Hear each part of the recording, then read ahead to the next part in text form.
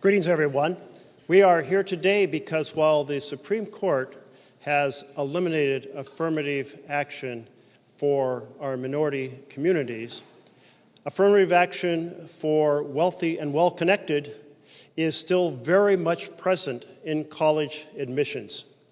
It comes in the form of legacy admissions, that is, for students of alumni, and for the children of alumni and the children of significant donors.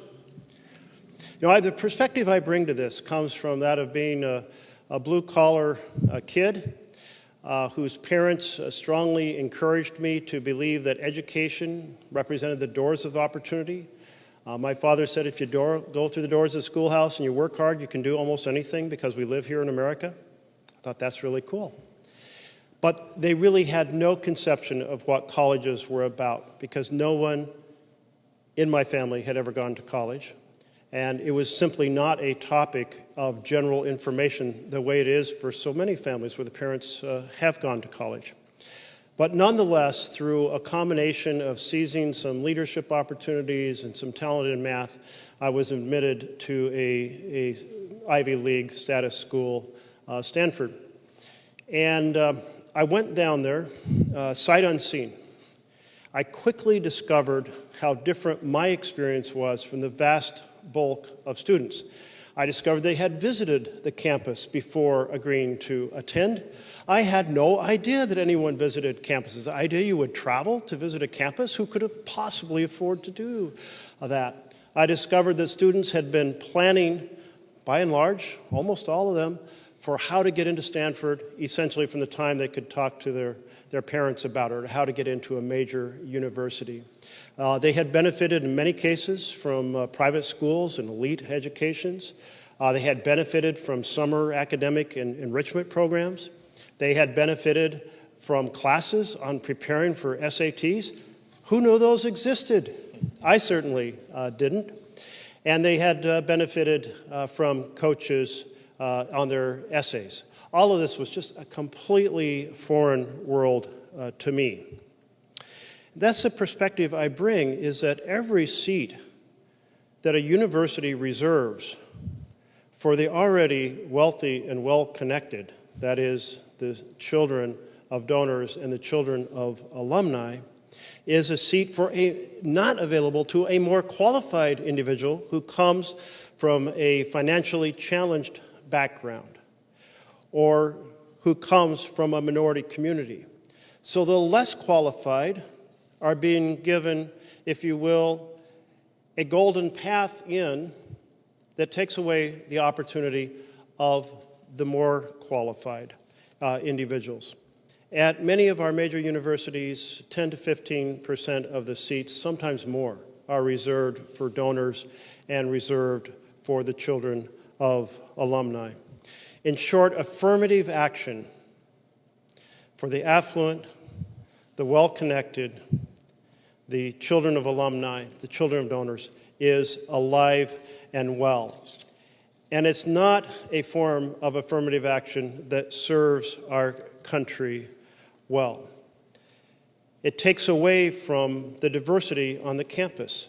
It takes away from the fairness of opportunity for all to get into the college. I've thought about the fact that if there were another 5% of seats at my college reserved for the children of donors or the children of alumni, maybe I wouldn't have gotten in, even if I was more qualified than they were. So we have discrimination against children more qualified from challenged backgrounds and in favor of less qualified from affluent backgrounds. What kind of a sense of opportunity is that? The solution is the bill that we're putting forward today, the Fair College Admissions for Students Act.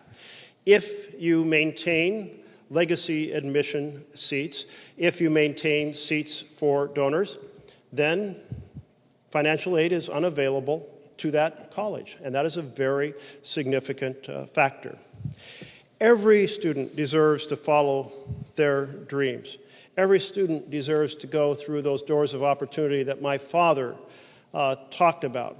Every student from a background that is challenged but is more qualified than the child of donor deserves to get the seat in that college admission class. So I am really pleased that this is a bipartisan bicameral effort, hopefully bipartisan as we continue to advocate for it. And let me turn over the podium and the mic to Congressman and Dr. Jamaal Bowman, who has spent his career as a teacher, as a principal, and now as a member of Congress, striving to unlock those doors of opportunity. Welcome. Thank you. Thank you so much, Senator Merkley. Oh, yes, we can give him a round of applause. Thank you. Good afternoon, everyone.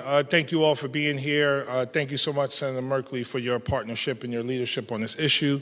Thank you, Senator Van Hollen, for being here as well. Thank you to my new friend Viet for being here as well.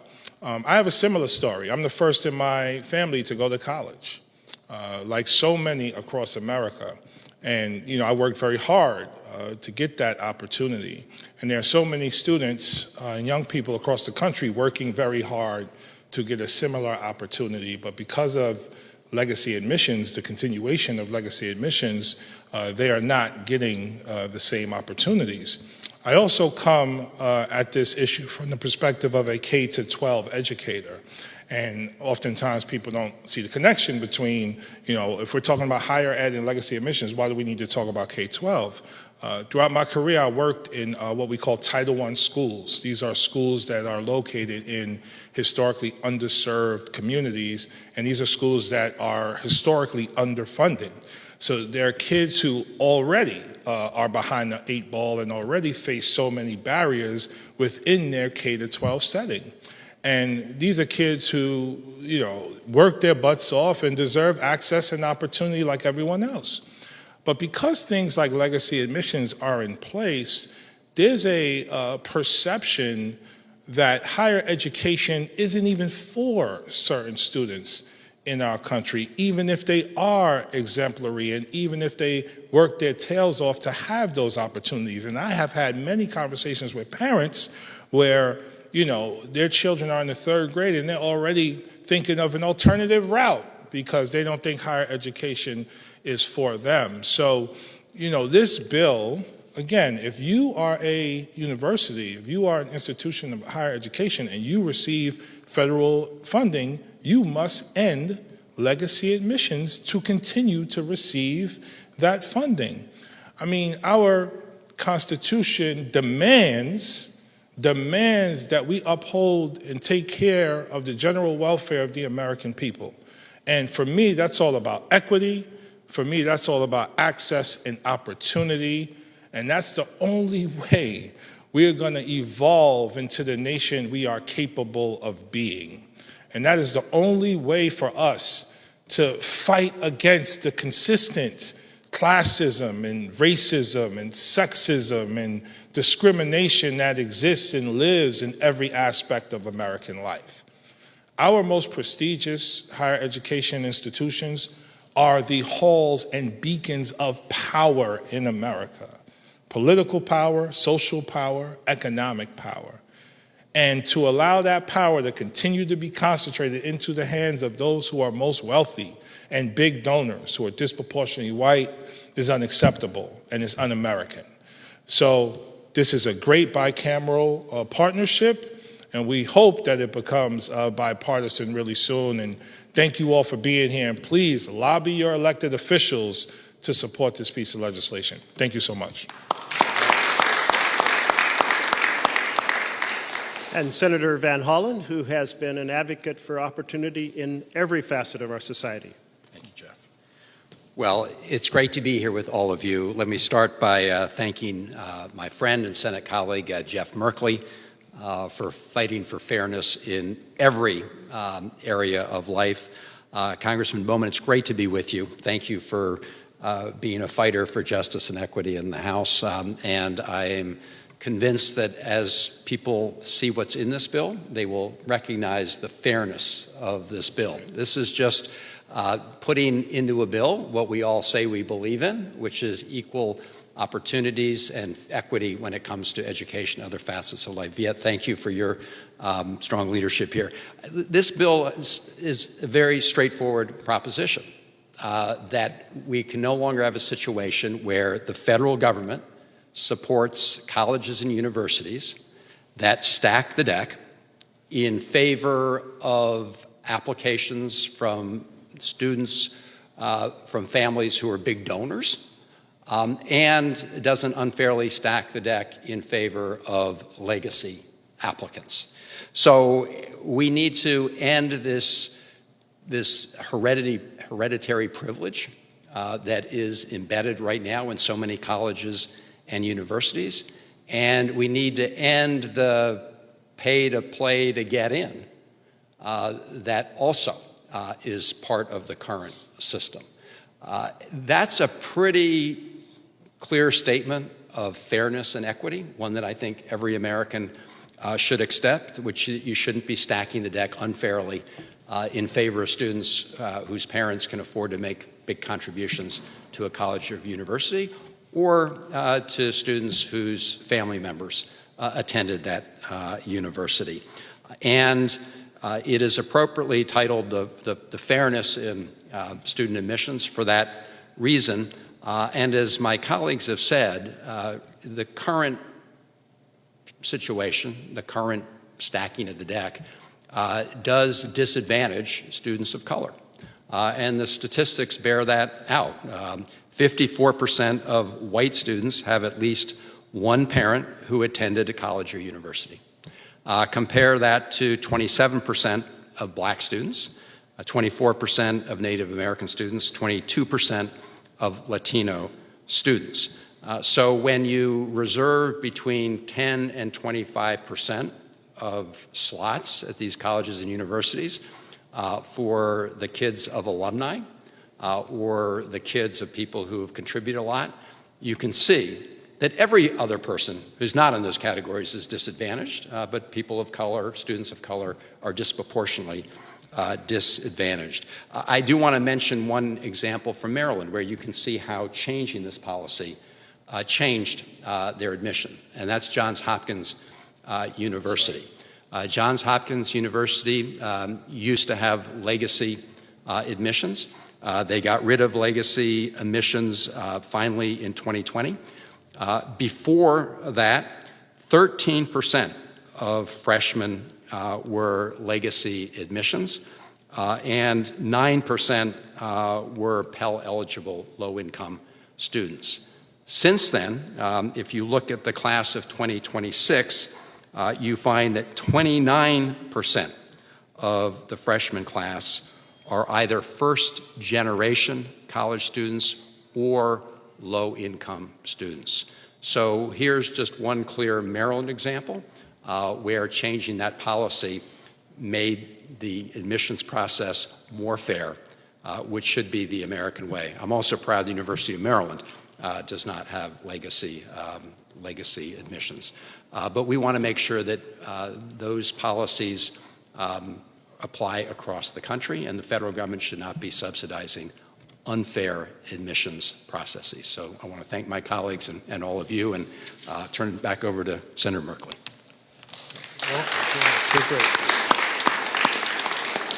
And Viet Nguyen is Executive Director of Ed Mobilizer, an organization that supports first-generation low-income students. Welcome. Thank you so much for having me here, and a lot of your stories really resonate with me. When I applied to college a few years ago as a first-generation low-income student, I remember my heart dropping as I scrolled past the question, did any of your parents attend this institution? Throughout the entire college application process, I was already filled with fear, anxiety, and stress. This was my chance to go to college, one that could meet my full financial need and provide a better opportunity for my family. Reading that question, did your parents attend this university, shattered my hopes of this future. What did it mean for my chances if my parents did not attend this college? Was higher education a place for me? Why would a college even want a student that would need full financial aid, that could not afford to pay the $100 application fee. This question of legacy signaled to me who higher education was for, what kind of person colleges wanted, and that person wasn't me. Fortunately, I had a high school counselor who encouraged me to apply regardless. Because of her encouragement, my life was changed when I was accepted to Brown on a full need-based financial aid package. For the past decade, my organization at Mobilizer has been fighting to increase access and success for first-generation low-income students by challenging university policies that were not made for students like us. Most recently, we've been spearheading the Leave Your Legacy campaign, a national alumni donations boycott leveraging our privileges within the ivory tower to end legacy preferences. We are thrilled to see the reintroduction of the Fair College Admissions for Students Act and wholeheartedly thank Senator Merkley, Representative Bowman, and Senator Van Hollen for taking charge on this effort. If you look at the data that have come out of universities that have eliminated legacy, Johns Hopkins and Amherst, it is clear the role that these preferences play in perpetuating racial and socioeconomic inequity on college campuses. In the most recent admissions cycles at Amherst, the proportion of legacy students dropped from 11% to 5% once they got rid of the preference, and they were able to enroll the largest proportion of first-gen low-income students in their entire history. With the recent attacks on race-based affirmative action, universities need to proactively use every tool at their disposal to make higher education more equitable. The lowest hanging fruit is to end legacy preferences now.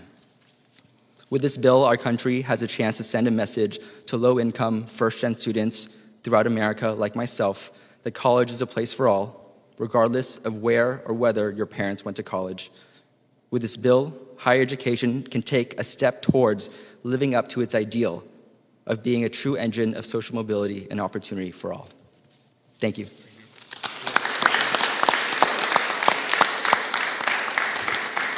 Let's see if we have any questions from the press. Yes.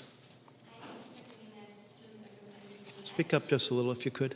Julie Starkin with NBC. I have two questions. The first, just big picture, what message does this send to prospective students now that this report did away essentially with